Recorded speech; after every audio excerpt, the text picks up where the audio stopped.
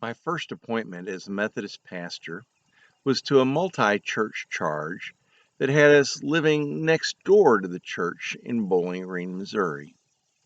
I can remember clearly the sounds of something that happened at the end of our first day. If you've ever moved, you know that moving can be more than stressful and draining, and it feels like a bit of fortune if you can get all your belongings safely through the door without major damage, the beds set up, and you know where most of your essentials can be found. We had done all of that in the midst of the sweltering late June heat and had finally collapsed onto the couch to catch our breath. That's when we heard the rhythmic sounds: clop, clop, clop, clop, clop, clop. We looked through the blinds only to see an Amish carriage coming down the street. It seems there's a big Amish community in that vicinity, and it would become a common sound throughout my time there. It would depend on the drivers, but sometimes the clop clops came in more rapid succession with the urgency of different riders. One of the things I learned was that it was commonplace for police to have trouble with teenage Amish boys racing their carriages down the highway. Some things are universal, right? I can imagine that the sounds of two teenage-driven carriages racing would be more than a little deafening. Clop, clop, clop, clop, clop, clop. As we've been devoting our way through Scripture's final book, I invite you to read with me Revelation 6, verses 7 and 8.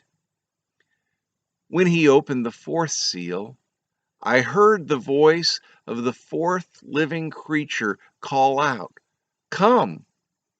I looked, and there was a pale green horse.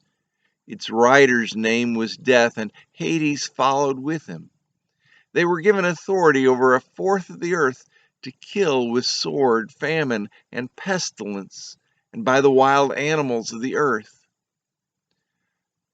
This rider, this pale green rider, is the fourth of the famous four horsemen of the apocalypse. And besides giving theme to the classic 1985 Western starring Clint Eastwood, it signals an intensifying of the tragedy befalling the early church.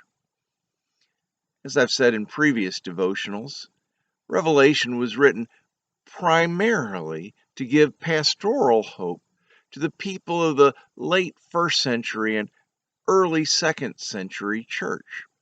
It wasn't written as a crystal ball kind of Nostradamus type message. Still, some things do echo down through the millennium and speak to what we experience so vividly today. Such is certainly the case with this fourth horseman. In ancient days, horsemen were sent to carry messages, so the sound of their coming could signal either victory or disaster, but always portent. Clop, clop, clop, clop, clop, clop. Can you hear it? This fourth horseman, in particular, comes on a pale green horse. Pale green, the pallid color of death. And his coming brings, among other things, pestilence or plague. It seems to me that we've gotten more than our share of time with this rider. Every day brings new word of rising death tolls from the plague of COVID-19. Is it 50,000, 100,000, 150,000? No, it seems we're headed toward 250,000 deaths in our country and beyond. Some of these are people we know. Some may be family members. The sounds of this fourth rider we know all too well.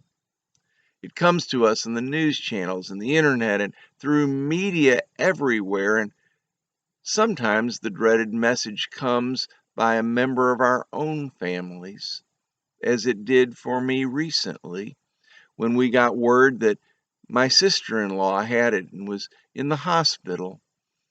My brother called to let us know that uh, the news wasn't good at all.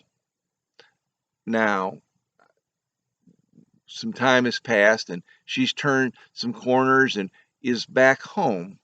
But for a while, it was pretty uh, touch and go. Intended or not, these messages have the effect of being absolutely frightening. And some measure of rational fear seems appropriate. But most of us, the vast majority of us, are still making our way in faith, somewhere between the sounds of the pale rider and the loud voice from the throne. We'll hear that message when we get to chapter 21.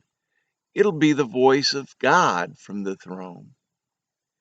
And this is where we live, with the clop clop echoes of the rider resounding in our ears, and yet with the expectation of a louder and final sounding of God. So I invite you today to listen.